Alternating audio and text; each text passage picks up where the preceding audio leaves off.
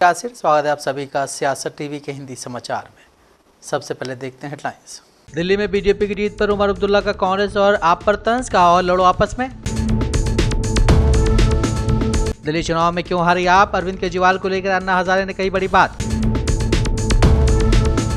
Operation tiger को लेकर उद्धव ठाकरे का एकनाथ शिंदे पर हमला। कांग्रेस के कमजोर प्रदर्शन पर केटीआर का तंज का, भाजपा को जीत दिलाने के लिए राहुल गांधी को बधाई। नई दिल्ली सीट से अरविंद केजरीवाल हारे, बीजेपी के प्रवेश वर्मा जीते। करारी शिकस्त के बाद पहली बार बोले अरविंद केजरीवाल का जनता का फैसला सिर आंखों पर, हार स्वीकार करते हम। कांग्रेस को बड़ा झटका दे गया दिल्ली का चुनाव, लगातार तीसरी बार नहीं खुला खाता। बिल्किपुर में अखिलेश यादव ने मान ली सपा की हार, जारी किया नया बयान, कहा यह 420 नहीं चलेगी। अब समाचार विस्तार से। दिल्ली के शुरुआती रुझानों से लेकर के अब तक बीजेपी जीत की ओर बढ़ती नजर आ रही। सभी 70 सीटों के रुझान सामने आ गए, कई सीटों पर हार जीत का फैसला भी हो गया है। इसी बीच जम्मू कश्मीर के सीएम उमर अब्दुल्ला ने कांग्रेस और आम आदमी पार्टी पर तंज कसते हुए कहा है कि और लड़ो आपस में। दरअसल दिल्ली में आम आदमी पार्टी और कांग्रेस के बीच गठबंधन की सुगबुगाहट हुई थी, लेकिन ऐसा नहीं हो पाया। दिल्ली से पहले हरियाणा में भी कांग्रेस और आप के बीच गठबंधन नहीं हो पाया। हरियाणा के नतीजों में बीजेपी को फिर जीत मिली। अब दिल्ली में रुझानों में बीजेपी को मिल रही बढ़त और उमर अब्दुल्ला का यह बयान कई इशारे करता है। बता दें कि दिल्ली में इंडिया गठबंधन के सहयोगी दल सपा, टीएमसी, शिवसेना, यूबीटी और हनुमान बेनीवाल की पार्टी ने अरविंद केजरीवाल को समर्थन देने का ऐलान किया था। इन दलों का मानना था कि दिल्ली में आम आदमी पार्टी मजबूत है, इसलिए उन्हीं का समर्थन करना चाहिए। दिल्ली विधानसभा चुनाव में वोटों की गिनती जारी है। रुझानों में बीजेपी 48 सीटों पर आगे चल रही, वहीं आम आदमी पार्टी 22 सीटों पर आगे चल रही है। इस बीच राजनीतिक प्रतिक्रियाएं सामने आने लगी। महाराष्ट्र की सामाजिक कार्यकर्ता अन्ना हजारे का बयान भी सामने आया। उन्होंने कहा है कि अरविंद केजरीवाल को बार बार बताता था, लेकिन उसके दिमाग में बात नहीं घुसी। अन्ना हजारे ने आगे कहा कि शराब की दुकानों को लेकर उन्होंने मुद्दा उठाया। शराब की बात क्यों आई? क्योंकि उन्हें धन और दौलत चाहिए थी। उन्होंने एक मुद्दा उठाया कि शराब की दुकान, उसमें शराब की बात क्यों आ गई? पैसा, धन और दौलत, इसमें बह गया है। इस शराब के कारण वो बदनाम हो गया है। इसके कारण लोगों को भी एक मौका मिला कि ये चारित्र के बारे में बोलता है और दूसरे बारे में शराब की बात मैं पहले से बताया है। आचार को शुद्ध रखो, विचार को शुद्ध रखो।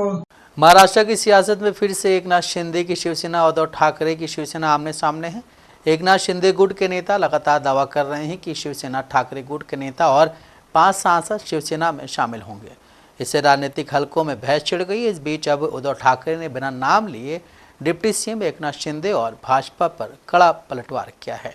उद्धव ठाकरे ने कहा है कि अगर आप मर्द की औलाद हैं तो ईडी, सीबीआई, आईटी और पुलिस को छोड़कर हमसे लड़ें, हम आपको दिखा देंगे कि असली शिवसेना किसकी है।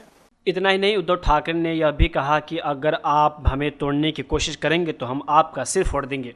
इससे पहले एकनाथ शिंदे ने उद्धव ठाकरे पर जोरदार हमला बोला था। उन्होंने कहा था कि यदि कोई बाघ की खाल पहन लेता है तो वह बाघ नहीं बन जाता, इसके लिए उसके पास बाघ का दिल होना चाहिए। मेरे काम से प्रभावित होकर सभी दलों के लोग मुझसे मिलने आते हैं, लेकिन हम इसे राजनीतिक रंग नहीं देना चाहते हैं। उन्होंने कहा था कि जब मैं मुख्यमंत्री था तब मेरे वर्षा निवास के दरवाजे सभी के लिए खुले थे।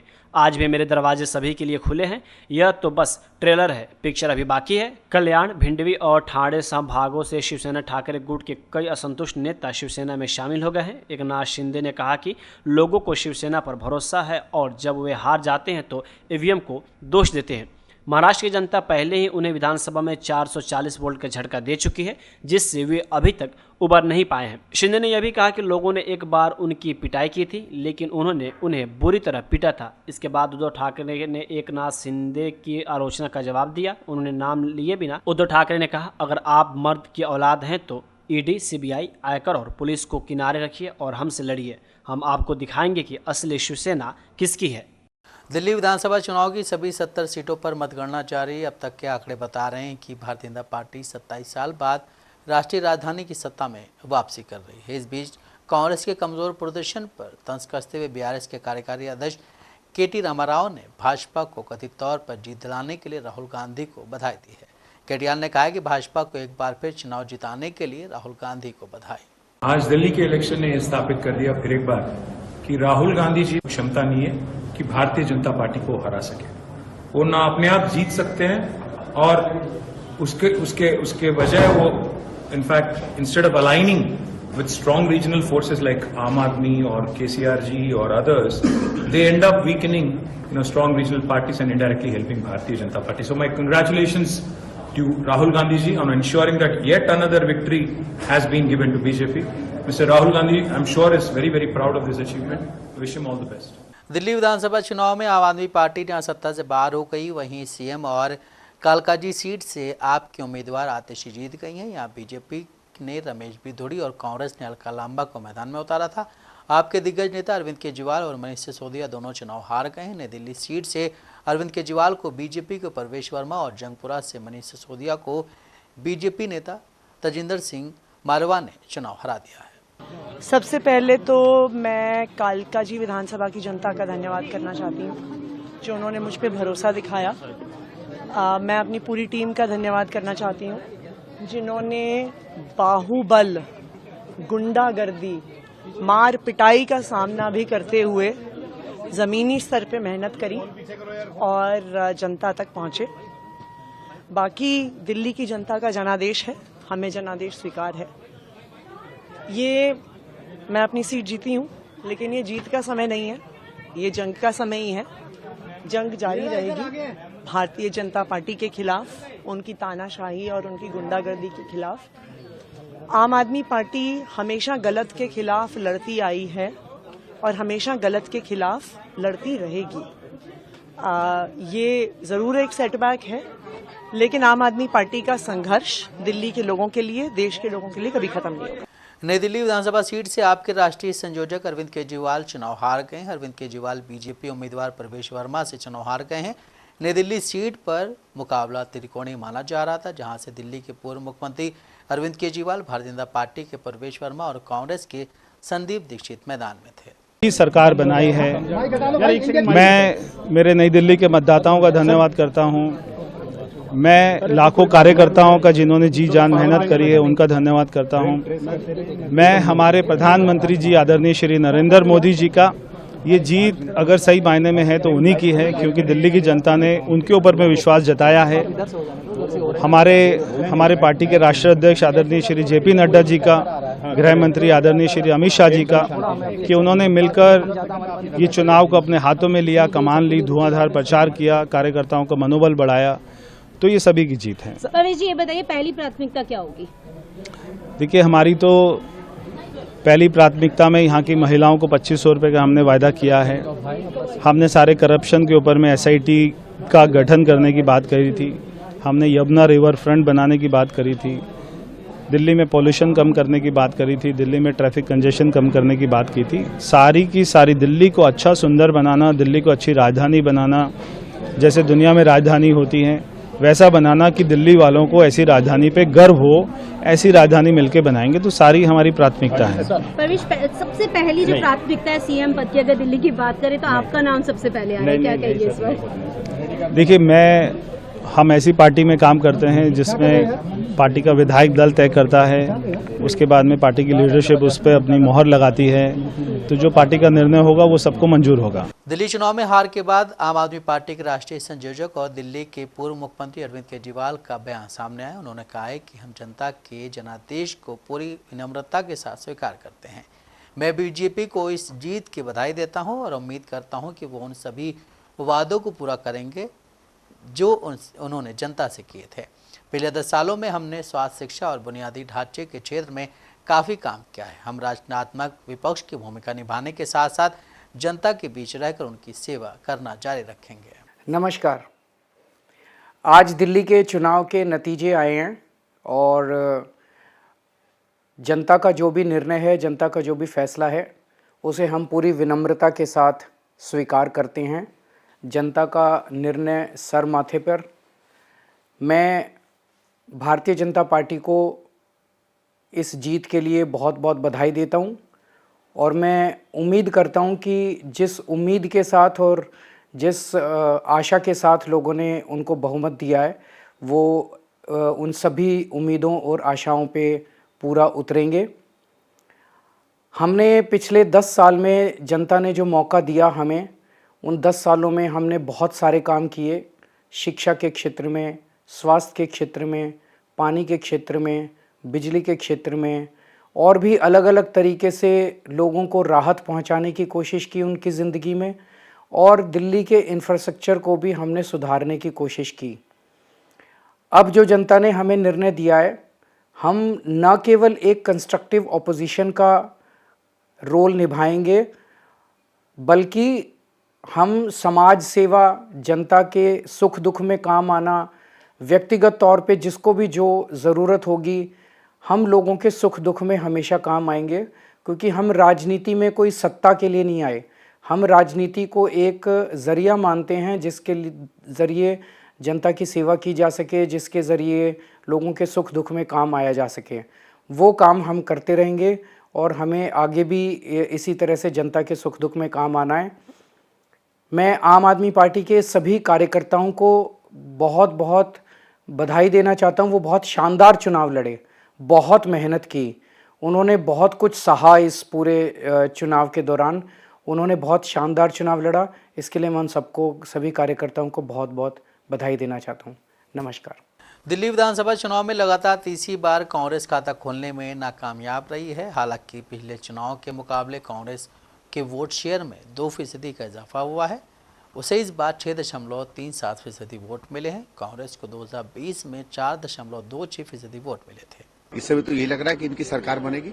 बाकी देखो, बट 6वां-7वां राउंड हो गया। 6-7 राउंड के बाद नॉर्मली पिक्चर ठीक रहती है, क्योंकि जो लीड्स है वो बहुत कम नहीं है। कुछ कुछ जगहों पे है, कहीं 200, 300, 500 की लीड है, लेकिन ज्यादातर तो मैंने देखा है कि 2-4 हजार से लेकर 10-15 हजार के बीच की लीड्स हैं। ये लीड्स मुश्किल है पूरी करनी। और सर, कांग्रेस ने भी काफी अच्छे चेहरे उतारे थे, आपने भी काफी मेहनत की थी। देखो था, लेकिन अगर लोगों में शायद भरोसा नहीं बना हो कि हम लोग सरकार दे पाएंगे तो ठीक है, जो जनता का निर्णय है वो निर्णय है।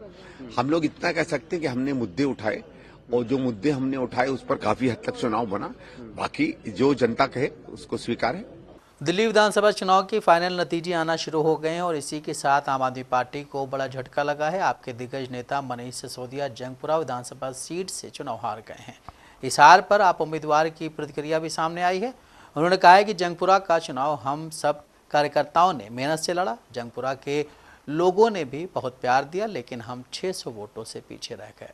विधानसभा का चुनाव हम सब कार्यकर्ताओं ने मिलकर बहुत मेहनत से लड़ा।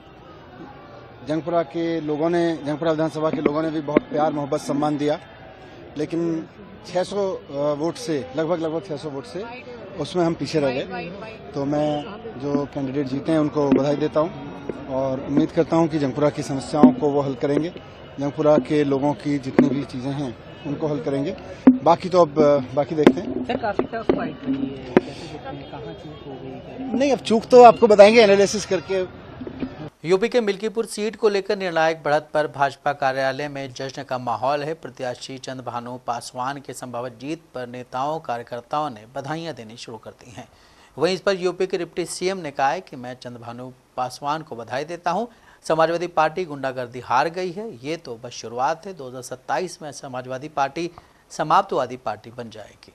पूजा और उधर मतदान शुरू कैसे देख रहे हैं, क्या कहना? हम धन्यवाद देते हैं आदरणीय योगी मोदी जी और योगी जी को, जिनके कुशल नेतृत्व के कारण मिल्कीपुर की जनता ने अपना आशीर्वाद हमें दिया, इतना अपार जन समर्थन मिला। हम लोग सरकार द्वारा जो जन कल्याणकारी योजनाएं चलाई जा रही थी उसको जन जन तक पहुंचाने का काम किया।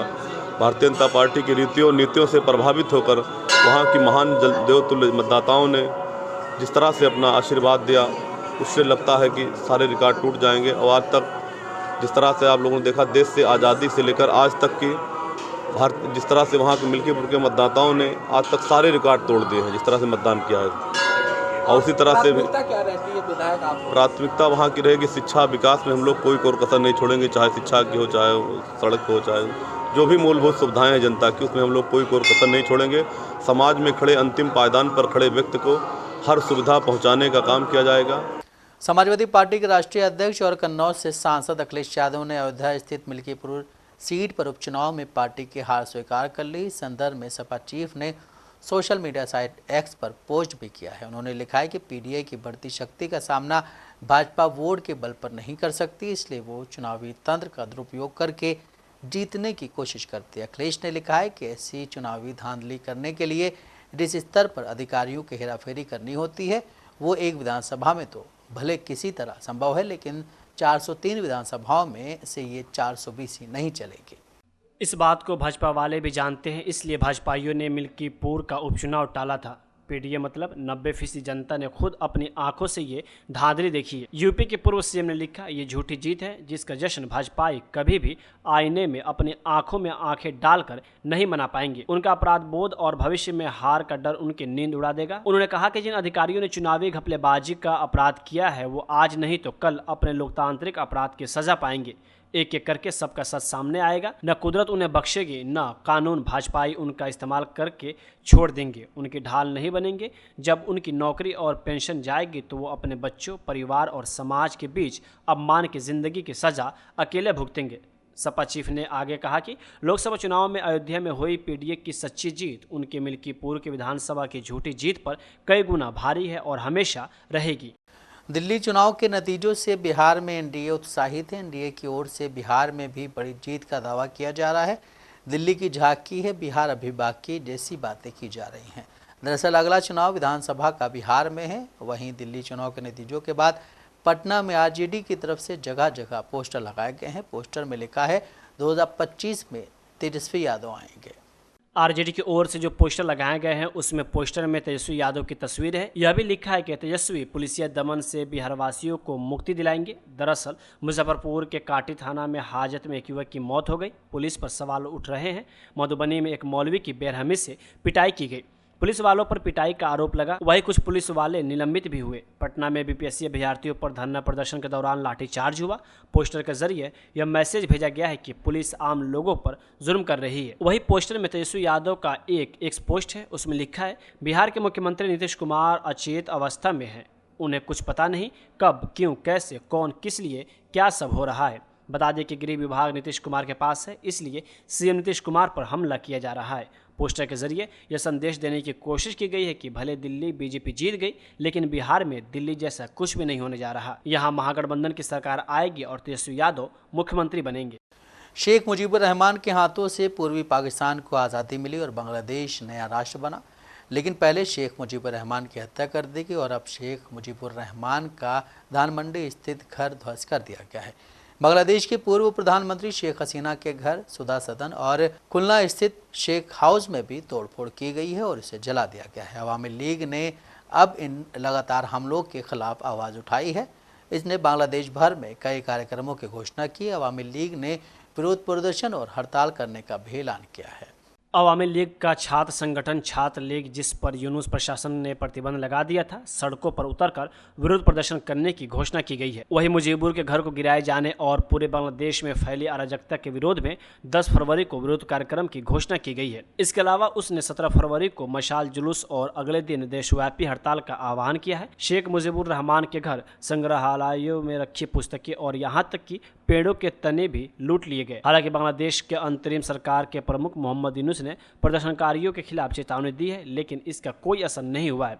शेख मुजीबुर रहमान के घर में लूटपाट जारी है। शेख हसीना ने मुजीबुर रहमान के घर में तोड़फोड़ को लेकर कड़ी निंदा की है। उन्होंने कहा कि घर ध्वस्त किए जा सकते हैं, इतिहास नहीं मिटाया जा सकता है। भारत के विदेश मंत्रालय ने भी एक बयान जारी कर शेख मुजीबुर रहमान के घर में तोड़फोड़ की कड़ी निंदा की और इसे दुखद करार दिया। हिंदी समाचार यहीं समाप्त होता है। मुझे दें इजाज़त। आप बने रहें सियासत टीवी के साथ।